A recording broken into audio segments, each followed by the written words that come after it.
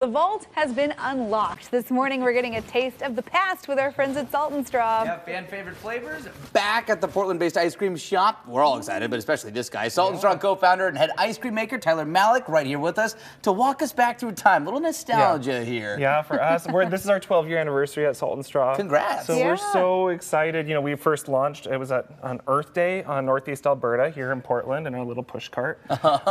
And since then, we've made about 1,400 different ice cream flavors. Oh my goodness. And so we always dream, how could we go back and pick out some of my personal favorites and make them How did you narrow it down? Yeah. It was really hard, but you have to taste them to believe it. I'm excited. Okay, we can do that for you. So this first one is from, we initially partnered with a local honey company called Be Local to make a marshmallow, and we were like, this is incredible. So let's make a rocky road with Oregon hazelnuts. Okay. So candied Oregon hazelnuts and a Portland honey marshmallow. Wow. We call it Oregon Rocky Road. Oh my gosh, that's good. So we first made this in 2013, and I've loved it, and we haven't really made it ever since. Really? So why? like, because it's delicious. Isn't it? Yeah. I know. The honey, that just gives it like a little, just a little, you know, little sprinkle of something It's like fun. there's like a little, like a little flower floating above your, Oh my gosh. 10 out of 10. That's great. Okay, this one I was excited about. Yeah, you guys have to try this one, so I'll let you dig in. Okay. This is a strawberry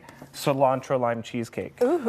It was one of the first we ever made. We are actually working with local farms, Viridian Farms actually, up on Sauvie Island, and they brought us a huge bundle of cilantro, and we thought, wow, how cool is that? So I feel like cilantro can be controversial. I feel like people are on. So how does it play into this flavor? Well, first of all, you can see the cheesecake has that like hint of green because it's literally cilantro that's cooked into cheesecake. I love that. And the strawberry, I think the strawberry like balances out really nicely, and they like play off each other. So the cilantro almost gives it like more strawberry flavor. Yeah, that's exactly how I. Honestly, it gives it just a little bit of like brightness to it. But I was like, am I going to be eating like a taco here or something? Like, no, it's not that much cilantro. Not at all. It's just a very nice compliment. It just kind of balances it. Yeah, that being said, this flavor might throw you off. Oh, okay. So when we first opened in Los Angeles in 2014, that was the first time we ever grew out of Portland, which we were so excited. Yeah. We found these farmers that were doing black olives, and we fell in love with these olives, so we cooked them down to an olive brittle.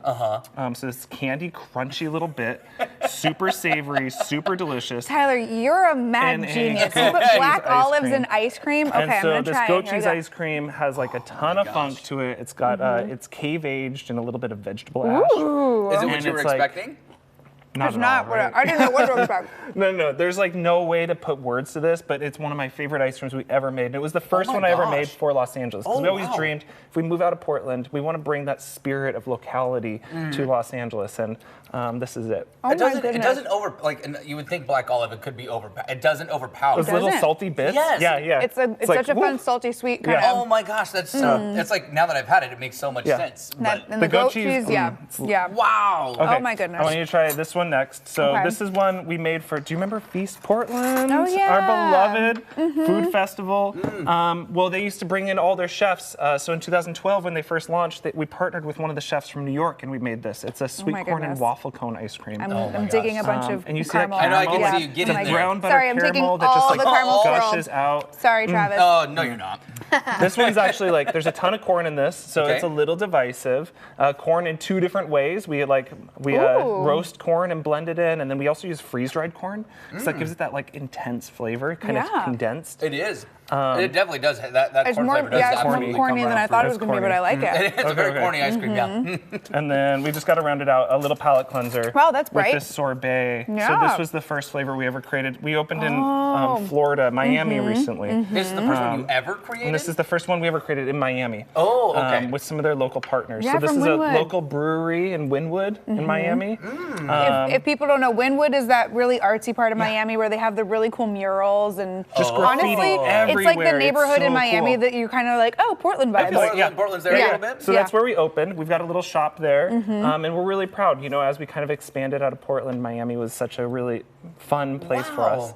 Okay, so this is a mango habanero IPA sorbet. Yum. It's a mouthful, isn't it? But wow. you get Wynwood all those Brewing. flavors They do playing good off stuff. of each other, and I love this. So these are 5 flavors They're great. made over the past 12 years, and as we kind of like tell our story from Salt and Straw, I love this idea of people kind of coming on the journey with me. Yeah. Absolutely. Does it feel like it's been 12 years?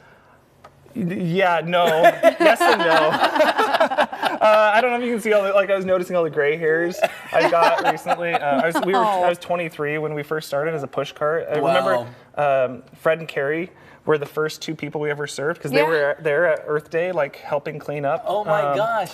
So they were literally Portlandia. It was in our spirits, and and I think we've learned so much, and I think we are just in love with this city here in Portland. I think the city has taken care of us. What a wild ride of 12 years, but so many fun ice cream flavors along the way. Well, congrats again. Thank you. Here's to the next Another 1,400. knockout. But these 5, I'm glad they're back. What's next year? Yeah, I know, right? Well, Tyler, thanks so much for the taste testing. And the Vault series is available right now at all Salt and Straw scoop shops across the area. You have through the month of April to go and try them. Check out saltandstraw.com to learn more.